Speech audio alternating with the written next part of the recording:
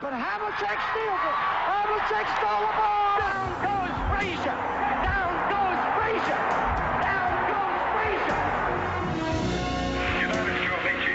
Amici power.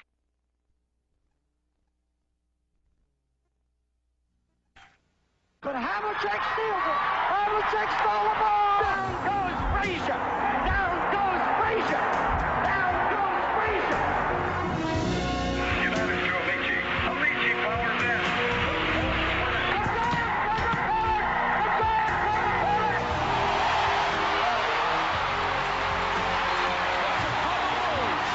Won their 6th NBA championship. Gibson, swing.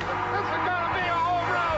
Unbelievable. I don't believe what I just saw.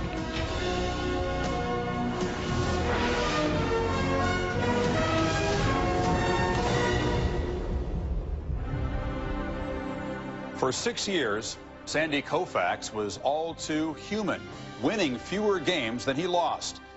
Then, from 1961 to 1966, he was without equal. He led the league in strikeouts 4 times, had the lowest ERA 5 times. He pitched 4 no-hitters, won 129 games, and 3 Cy Young Awards. All this before arthritis forced him to retire at age 30. Since then, he has protected his privacy the same way he protected a lead, fiercely and with an uncompromising dignity.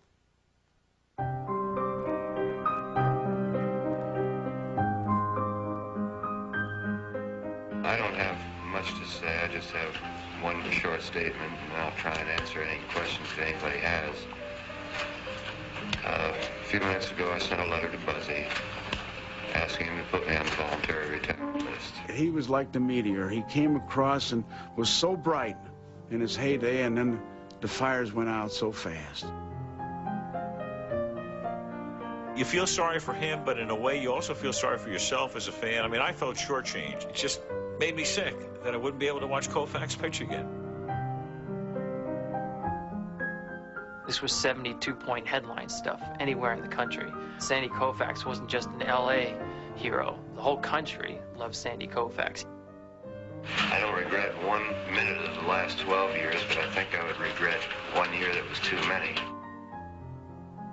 It's a rare athlete that will leave before his time simply because he knows he can't perform up to the standards that he set for the fans.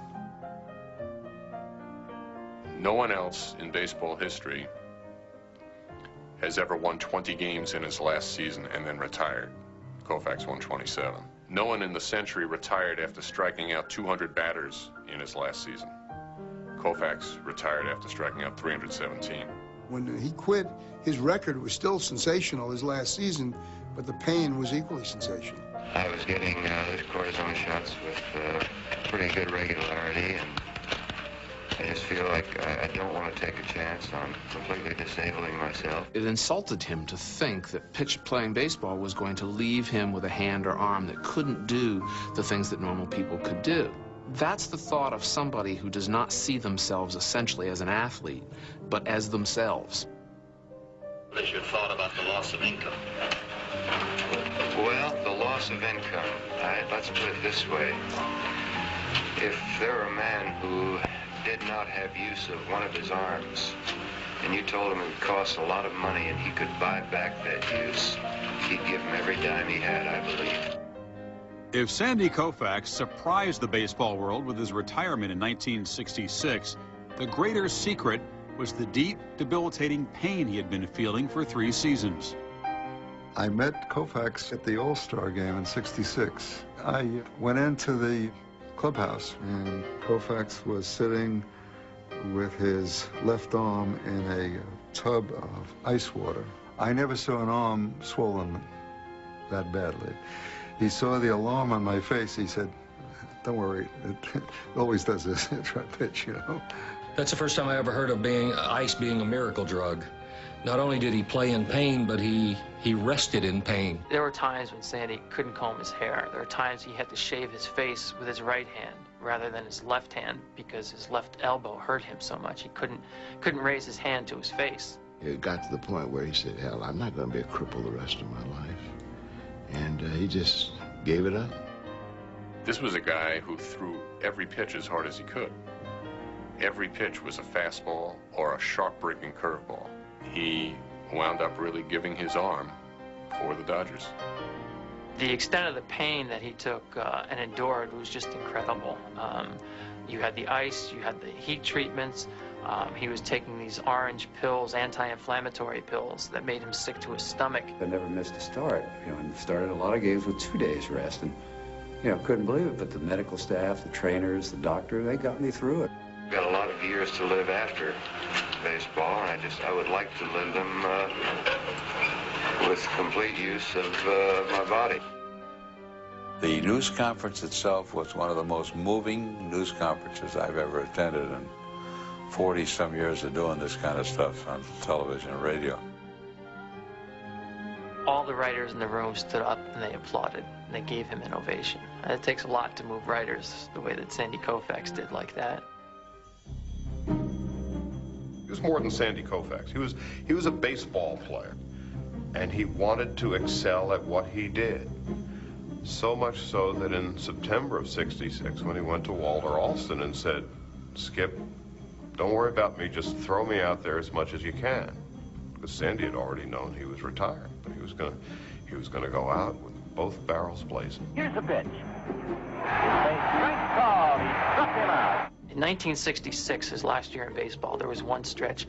He threw 8 straight complete games, and one of those games, they beat the Mets by a score of 15-3, and Koufax pitched the entire game. He was a complete game pitcher. None of this 7 games, 6.5 innings. It was sort of a badge of honor to take the ball every 4 days and even occasionally every 3 days. Unless your arm was absolutely broken, you were going to take your start. Here he comes, the 2-2 pitch. Swung on him, missed, he struck him out. I personally look back on it and wonder, what did the Dodgers know? I mean, did they know they were putting this guy at risk? He pitched the last game in the Los Angeles Coliseum, a meaningless game, and threw 205 pitches. For Koufax, no game was meaningless. The regular season, dominant. In the big games, dominant. In the World Series, even better. Over 57 innings in the Fall Classic, Koufax struck out 61 and compiled a record 0.95 ERA. There are some pitchers who shy away from those moments. He lived for them. That's why I do what I do, to go out there and have the ball in my hand when it matters the most. He loved that. I mean, that was his drug.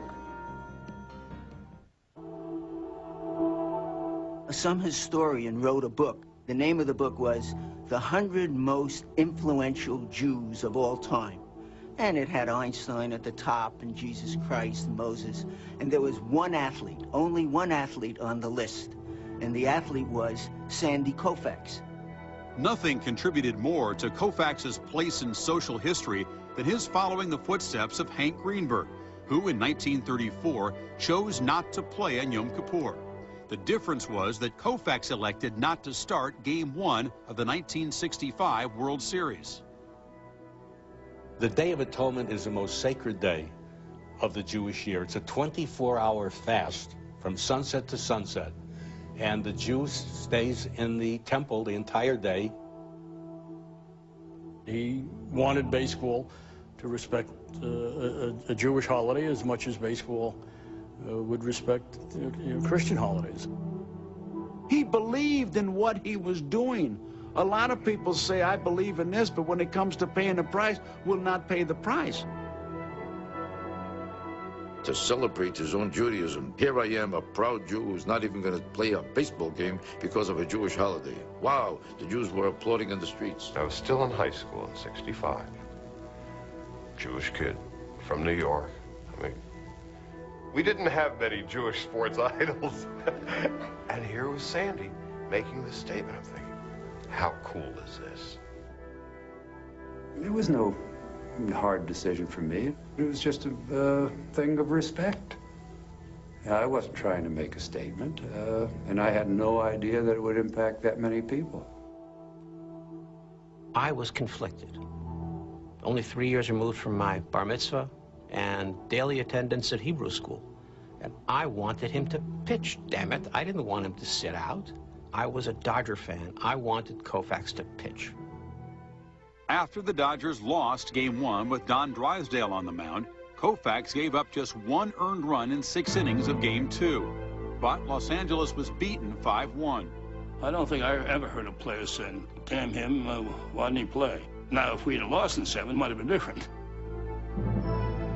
You know, I don't think Sandy saw it as any added pressure for himself because he knew in his heart he did what he had to do.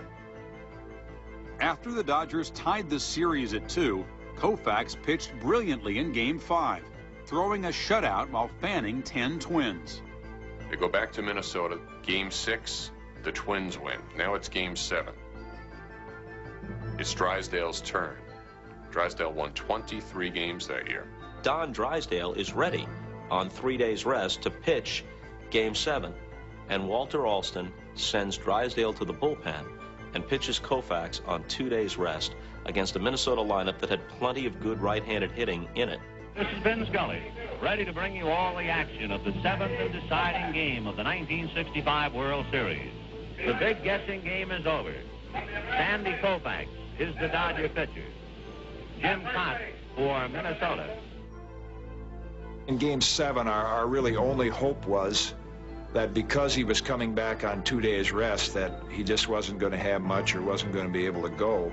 If he hadn't had it and he had been knocked out, Walter Alston would have been criticized for not starting Don Drysdale, but Koufax's record with the pennant on the line or the World Series on the line was just staggering. Koufax so far has not been relying as much on the curveball, to my way of thinking, as he did his last time out. Base hit.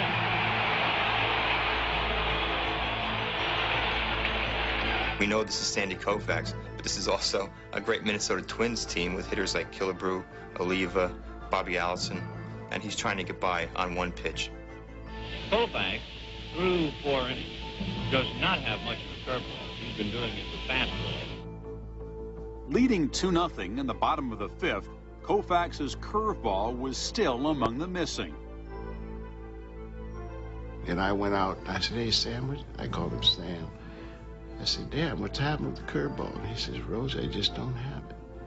I said, well, what the are we going to do? He says, blow him away. That's what we did. We just got back here and Fastball got it.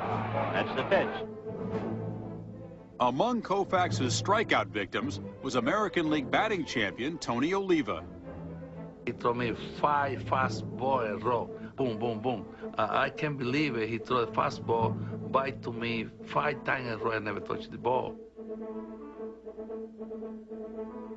I almost felt bad for our hitters because we had a great hitting ball club, and it was like a big leaguer against a little leaguer. They had no chance. 2-0 the Dodgers.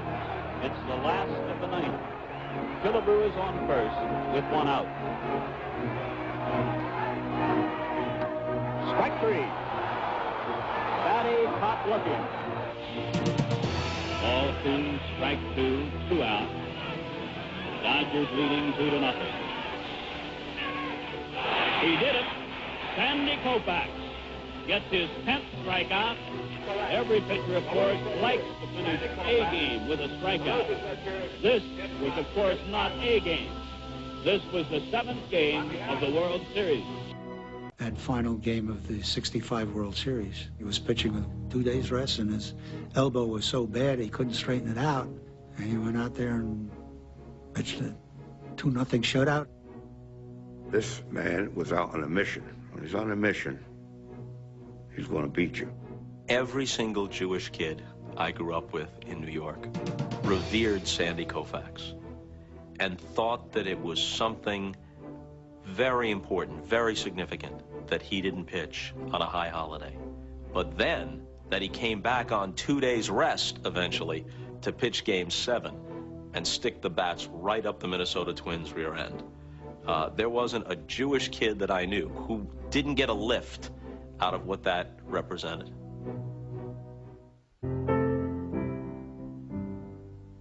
Born in Brooklyn in 1935, the life of Sanford Braun changed dramatically when his father Jack left the family. His parents split when he was 3 years old. He never really got a chance to know his biological father and had no interest in knowing him either. His mother, Evelyn, remarried later when he was 9 years old, and in fact, he took the name of his stepfather, Koufax. He was adopted by a man named Irving Koufax. Sandy was devoted to this man and vice versa. His mother was a lot like Sandy in the fact that she didn't say a whole lot. She was very reserved and quiet. There was a story where Time magazine once sent a reporter over to the house to do a story on the Koufax family. And the gentleman was there all evening and walked out of there saying, you know, Mrs. Koufax said, I think 3 words the whole night. Sandy was a little special. He was quiet. He was a little shy. But when he was playing athletics, he was a dynamo. Basketball was his love. He played it night and day. And he never wanted to play baseball. He just played because that was something to do for him. I wound up in baseball almost by accident. There was a man by the name of Milton Laurie who had a sandlot team in Brooklyn, and I guess during infield he decided I should pitch. My father said, he's going to be a pitcher. I'm going to make him a pitcher. So we have to get him to play with us on our sandlot team. Despite his obvious pitching talent, Koufax gained local fame as a 6'2" forward at Lafayette High School. Ranking second in his division of the Public School League in scoring, he earned a college basketball scholarship. For some reason, he fell in love with the idea of Cincinnati University, and just by the accident that the freshman basketball coach was also the varsity baseball coach. I first met Sandy Koufax at the University of Cincinnati. Talking to him, he told me after seeing us play in Madison Square Garden, that was a school that he wanted to attend and play some basketball. And really only went out for the baseball team because he heard that the team was going to be going to New Orleans. I'd never been to New Orleans, so I decided I'd probably be a pretty good baseball player, maybe. He said, hey, Coach, I'm a pitcher. And he said, Coach, yeah, sure, yeah. And he said, no, I pitch in the Sandlot. You know, I was pretty good. I said, kid, the season's over with, I'll take a look at you. And I did take a look at him. And what I saw was unbelievable. So they took Sandy Koufax into the university gymnasium where he was warming up with a catcher. And Koufax threw the first pitch over the catcher's head. And the catcher turned around and said, I don't want any part of this guy. Despite its unpredictability, Koufax's powerful left arm began to get more attention than his jump shot. A schoolboy sports editor from the Brooklyn Eagle named Jim Murphy had seen Sandy, and he recommended him to the Dodgers. And the Dodgers had Al Campanis go out and look at him. Campanis said to me that there were 2 times in my life when the hair has come up on the back of my neck. The first time was when I saw the Sistine Chapel, and the second time was when I saw Sandy Koufax throw a fastball. In 1954, Koufax and his hometown Dodgers agreed to a $14,000 signing bonus and the Major League minimum salary of $6,000. At the time, baseball had what was known as the bonus rule. If you signed a contract with a Major League team and received a bonus of more than $4,000, you would have to stay on that Major League team's roster for the first 2 years of your career. My first 2 years, I just sat in the big leagues and really did very little except watch. And all of a sudden, you realize, you know, you're not trained for your job, and it took a while. I had not pitched. I'd pitched 4 or 5 Sandlot games and 4 games in college. That's it. My first recollection of Sandy Koufax is in Vero Beach, his first spring, and it was like 10 o'clock in the morning, and Sandy's first pitch went sailing over the backstop, landed on the roof of the press room, clunk, and it woke up a 65-year-old sports writer who was in there taking a morning nap. When he first came up, he couldn't throw a baseball inside the batting cage. Now, that's pretty wild. He was just sort of a fish out of water, so to speak, in those first few years. He had no business being there. Sandy Koufax was not Major League ready, not even close. And it really retarded his development because the Dodgers were a very good team, and they couldn't afford to run this wild throwing rookie out there with a pennant on the line every year. You would see spurts of brilliance in Koufax where you knew when he threw a fastball by somebody that they had no chance. I mean, they had no chance. The only way you were beating Koufax early in his career was the fact that he was walking everybody. Koufax's control problems continued after the Dodgers changed hometowns in 1958. In 6 seasons, he compiled a 4.10 ERA and a 36-40 record. It was frustrating. In fact, I asked out at one time. You know, I had an argument with Buzzy in the Coliseum. When we moved to Los Angeles, I said, you know, I want to get out of here. He came to me in the tunnel of the Coliseum and said that he was retiring, he was going home. And I said, well, when are you leaving? He said, tomorrow. I said, we'll be in my office tomorrow morning, I'll have the ticket for you. Bavasi told me that in the back of his own mind, he was thinking, I'm throwing down the gauntlet to Koufax. It's up to him now to pick it up. Later, he came to me and he said, I've got to go back to spring training next year and give it a real shot. And if I still feel the same way, I'm going to quit. He gets to spring training in '61, and he's scheduled to pitch in a split squad game against the Twins in Orlando. First pitch, I think I called for a curveball, and it was a ball, and then I called for a changeup, was a ball, and then I called for a fastball, and it was a ball, and we had the bases loaded. Now he hadn't thrown any strikes, and I said, Sandy, what you really need to do now is take something off the ball. I said, lay it in there and let them hit the ball, and we'd get some outs. I went back behind the plate, and he just wound up and just said, here, hit the ball. Well, nobody hit the ball. He struck out the side. And it worked out. You know, I pitched the 8 innings. I pitched a no-hitter for the 8 innings. And I think it was the start of my attitude changing. Well, Norm Sherry taught him to relax his grip a little bit, relax his body, and he got complete control of his body to where he was a fantastic pitcher. Best I've seen. From the will to win. Abbott wants people to realize he's the best. To the drive behind it. He believed that players played best when driven to the edge. The athletes you think you know, revealed by the people who do. Sports Century, weeknights at 8 on ESPN Classic. 2001. Here it is. Swing! And the Arizona Diamondbacks won the World Series. Classic.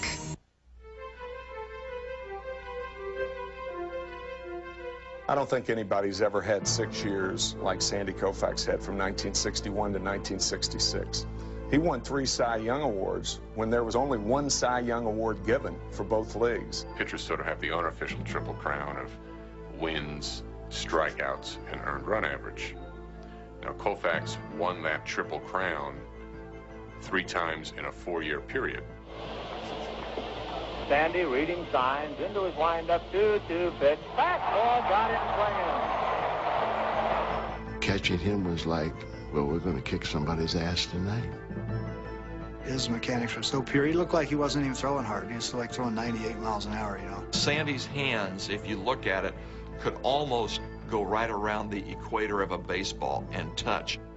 At the very end of Koufax's delivery, his left shoulder would rock back. It was like the recoil of a rifle. He threw so hard that the muscles were adjusting and pushing his shoulder back. And I've never seen that in any other pitcher.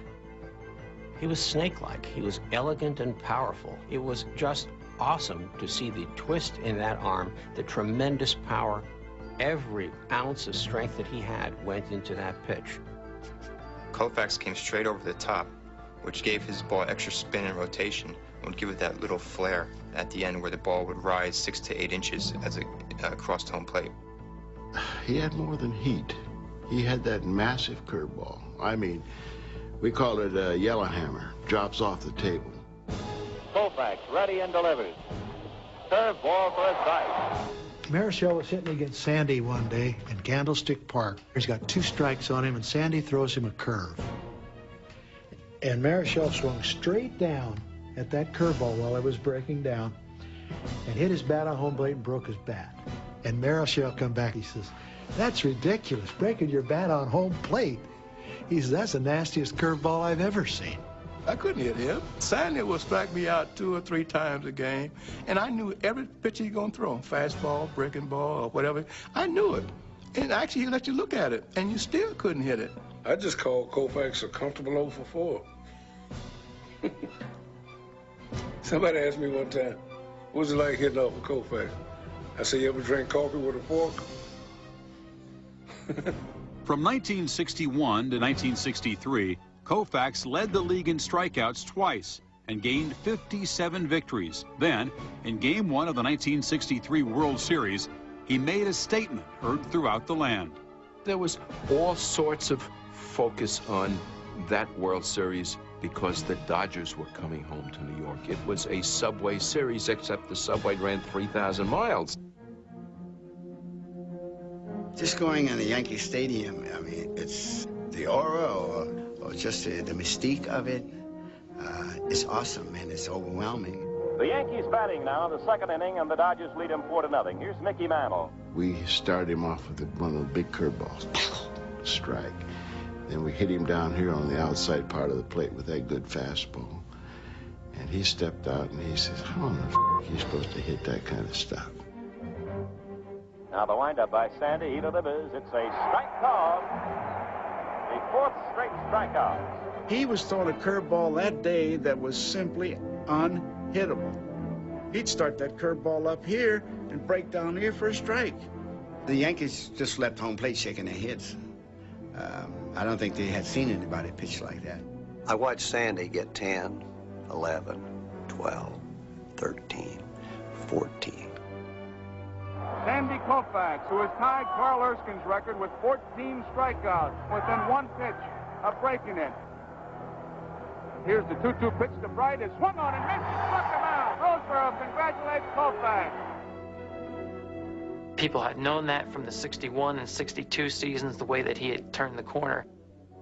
But to do it on a national stage like that was just remarkable. Koufax followed his overpowering Game 1 performance with another victory in Game 4, as the Dodgers swept the Yankees to win the '63 World Series. For the year, he won the Cy Young and MVP, after finishing the regular season 25-5. You guys divvied up the biggest World Series purse in history. Tell me, what are you going to do with all that loot? Well, I'm married. I'm married, too. I'm going out and have a ball. When he wasn't enjoying himself off the field, Koufax was building his mystique by pitching 3 no-hitters in 3 years. Living in L.A. and being a fan and knowing if Koufax pitched, you wanted to be sure if you didn't have a ticket to listen to Scully because you never knew it was going to be a no-hitter. And I could hardly wait to go to the ballpark when he pitched for us in Los Angeles because there was always a chance he's going to pitch a no-hitter. He had that good of stuff. Then in September of 1965, Koufax reached the pinnacle of his talent. In his sensational career, as Sandy Koufax walked out to the mound to pitch a faithful ninth, where he turned in a no-hitter. But tonight, through 8 innings, he has pitched a perfect game. Well, he was just right on it. He couldn't wait to get to the mound. He walked very fast to the mound. He got the ball. He got his warm-up. Couldn't wait for the hitters to get in the batter's box. Sandy reading signs into his windup, 2-2 pitch. Fastball got him swinging. He is 2 outs away. I struck out 3 times on 9 pitches with no wasted pitches at all. 1, 2, 3, gone. 1, 2, 3, gone. 1, 2, 3, gone. He was like a machine on the mound. Sandy fussing. Looks in to get a sign. The strike 2 pitch. Fastball swung on and missed, strike 3. He is 1 out away from the promised land. You just knew when Sandy was pitching, you could be looking at history. 2-2 to Harvey Keene. 1 strike away. Sandy into his windup. Here's the pitch. Swung on and missed, a perfect game. It was the first time in my career that I've seen an athlete just have it all. I mean, just put it all together, just one time. Koufax finished the season with a record 382 strikeouts. Meanwhile, his fireballing teammate Don Drysdale was also pitching with brilliance. Combining for 200 victories from 1961 to 1965, they were one of the most formidable mound duos in history, often taking the bows in tandem. This is Sandy. Who? Sandy. Oh, yeah, Sandy. How's little orphan Annie? How's Daddy Warbucks? You know who this is? Well, that was it. When they put this building up. By spring training of 1966, Koufax and Drysdale informed owner Walter O'Malley they would negotiate their contracts together. The thing there that annoyed O'Malley was that they linked up. See, baseball had been able to, by dealing with one person at a time and avoiding any semblance of a union, they've been able to pretty much keep the game the way they wanted it. It's basically, I'm not signing till Don's happy, and Don's not signing till I'm happy. Sandy and Donald came in to see me and said they wanted $250,000 for 3 years. I said, fine. He said, what do you mean, fine? I said, 250 divided by 3, what do you got? And they said, oh, no. We want 125 apiece for 3 years. So I said, no way. So they held out. They threatened to barnstorm in Japan and not come in. But Walter O'Malley knew the players had nowhere to go. There are all kinds of crazy stories. They're going to go into the movies. They're going to do this. This is all rhetoric. And at the end, Walter O'Malley cuts his losses, signs a contract with both of them for over $100,000. Not as much as they wanted, far more than he wanted, but he got them back on the field and they won the pennant. Whether we gained anything or not, but you know, that was our statement more so than anything else. More than his well-chosen words, Koufax's farewell statement was his last season, 27-9 with an ERA of 1.73. It is the finest swan song of any pitcher in history.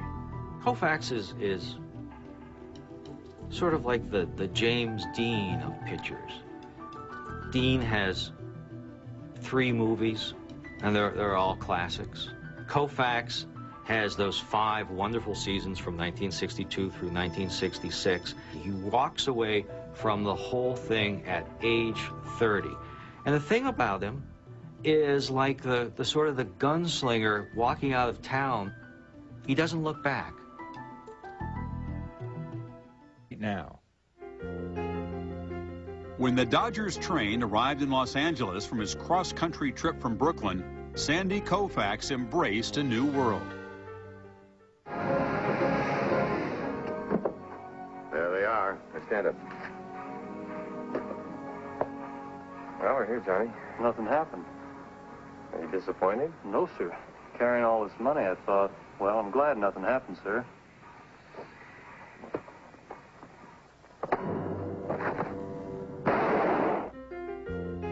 He partook with a lot of the things that LA had to offer, the restaurants, the culture, the movie stars. Not that Sandy was especially flashy or man about town, but there was a time when he was dating a Miss USA runner-up and driving around in a convertible through the streets of LA.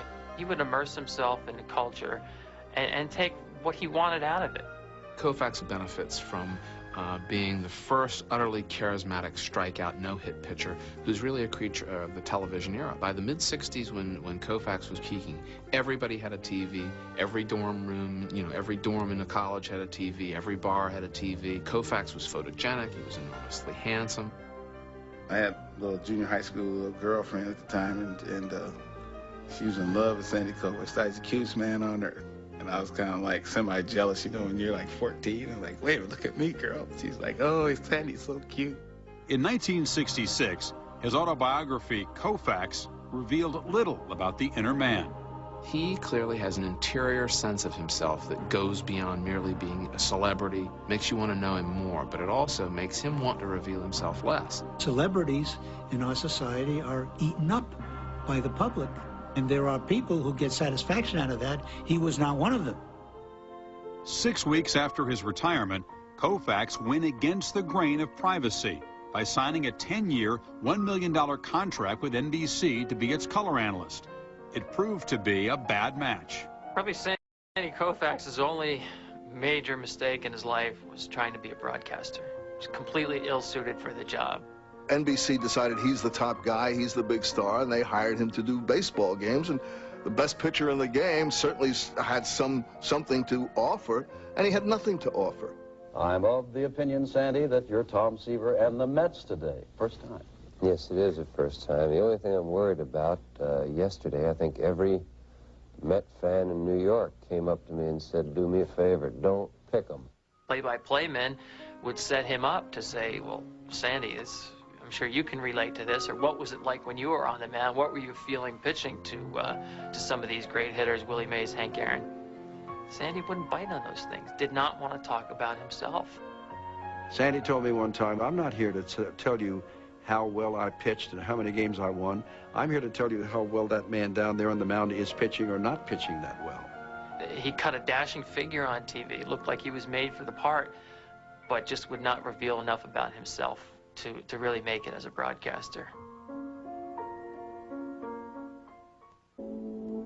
In February of 1973, Koufax quit NBC with 4 years left on his contract and withdrew from the public eye.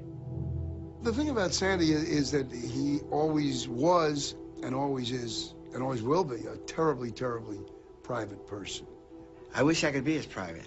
I got too much ego going and too much self-centeredness to get as private as he is. And it's tough to get Sandy on the phone, tough to get his address. Red Patterson, who was the publicity director for the Dodgers, didn't even have his number. When he wanted to reach Koufax for some kind of project, he had to send him a Western Union. Sandy Koufax was so hard to reach, he used to keep his telephone inside his oven. Wouldn't answer the phone. He would have a secret code where you would ring the telephone maybe 1 or 1.5 times and then hang up and then dial back. And then it was okay for him to take the phone out of the oven. Many of the Dodger family, I mean, the players, I mean, where's Sandy now? Well, Sandy living in Vero Beach. Sandy living in Billings, Montana. Sandy living on a ranch. He moved to Carpinteria on the coast near Santa Barbara, a little small little town there on the coast near Santa Barbara. He moved to a remote town in North Carolina for a little while, just for a little while, and I think that even that was too remote for Sandy. Over 2 decades, Koufax changed residences at least a half-dozen times. He divorced his wife, Ann, daughter of movie star Richard Widmark, in the early 80s. One time I was living in Malibu, and I ran into Sandy. I said, Sandy, we're having this party tonight. We'd like to have you come. Sandy said, okay. And about 2 hours later, I get a phone call from Sandy Koufax, and he said, well, he says, I wonder if it would be all right if I brought my girlfriend to the party tonight. I said, Sandy, of course it'd be all right. I mean, who would have felt constrained to call you up and ask if they could bring their fiance or their girlfriend, except Sandy Koufax? He's just a different person, which is a very nice person, you know. He's not complicated at all. Just don't with him. I asked him the $64 question. The perception is that you are a recluse. And I could see his eyes bulge. I could see the steam come out of his ears. And he just looked at me and said, that's just a bunch of shit. I think he just sees himself as, a very private individual who wants people to respect his desires as he respects theirs. I was at the Final Four in Seattle, and I saw this guy, looked to be in great shape, looked about my age. I said, I know that guy. And it took me about half the game of turning around, looking, that I realized was Sandy Koufax. He blended in with the people in the stands. He didn't need to be recognized. He lives in his own world, very self-sufficient. Koufax's inner world was scurrilously violated in December of 2002, when an item in the New York Post insinuated without basis that he was gay. Although the tabloid ran an apology, Koufax severed all ties with the Dodgers because both the team and the newspaper are owned by the same company, Rupert Murdoch's News Corporation. The following February, Koufax visited the Mets at their spring training camp in Florida. I feel honored that he has allowed me to enter into his world. But I also appreciate and understand his privacy. It's like strange because you want to go home and tell everybody that, you talked with Sandy today, but you also realize and respect that Sandy, for whatever reason, doesn't want you to talk about it. He's been entirely true to himself throughout his whole life. When he's had the pressures of media, the public, really everybody wanting to draw him out and to know more about Sandy Koufax. You were always aware that there was something in there you were never going to get to. It was always something he was holding in reserve.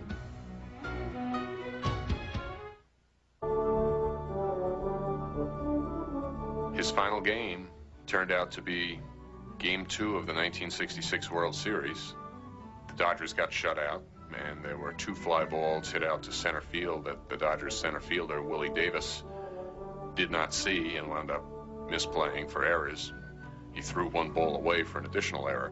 When he comes in from the outfield after 3 errors, standing outside the dugout and waiting for him is Sandy Koufax to shake his hand, pat him on the back. In 1972, less than 6 years after that final game, Koufax, at 36, was the youngest player inducted into the Hall of Fame. I don't even know if Babe Ruth could be said to have the same impact on a single ball game every time he played. You know, every time he walked to the mound in the early 1960s, you had the right to have a reasonable expectation that there would be a no-hitter. You cannot say that with any other pitcher that pitched in his time. He was not the greatest pitcher of the 20th century, and he wasn't even close. I wouldn't have Koufax perhaps in the top 10. A career is more than 5 years. It's more than peak performance. Endurance, longevity count for something. People object to him being rated the greatest or one of the greatest because he only had, what, 6 good seasons. But they were superlative seasons. Too much of baseball rating, Hall of Fame rating, is attendance records. The guy hangs around forever. Oh, God, look at those figures. 3,000 hits. Well, but how important were the hits? How important were the seasons? I've seen some remarkable pitchers. Greg Maddux is a remarkable artist. Bob Gibson was a dominator. Tom Seaver was outstanding. Carlton was magnificent. But the man who stands alone as the most dominating pitcher I ever saw, without a doubt, and with no equal, is Sandy Koufax. If you ask players of that era or anybody who watched Sandy in the 60s, he's a mythic figure. Before the World Series in the late 70s, after he'd been retired for more than 10 years, I believe he was 42, pitched batting practice to the heart of the Dodger lineup, to Ron Say and Steve Garvey and Dusty Baker. And he was just throwing fastballs to them, and they couldn't even get the ball out of the cage. And the first 2 guys, he broke like 4 bats. And I didn't see any aluminum around, so I said, you know what, I'll hit in the cages later. I'll just watch you. A coach, another Dodger coach, ran out to talk to Koufax, who was a pitching coach then, and he whispered in Koufax's ear, and Koufax suddenly ran off the mound, and the other pitcher came out to finish the batting practice. And the obvious reason was, an hour before a World Series game, Sandy Koufax, retired for 12 years, is putting the heart of the Dodger batting order into a slump. He still threw 85 miles an hour at the age of 50-something years old, but he never wanted people to photograph him. He never wanted to be interviewed very much. All he wanted to be was just another minor league instructor throwing BP in spring training. By retiring on top, Koufax preserved our memory of his greatness and spared us the sight of his talents diminishing. Today, except for a rare appearance at a card show or a spring training camp, Sandy Koufax stays to himself, defined not by what he did, but by who he is. For ESPN Classics Sports Century, I'm Chris Fowler.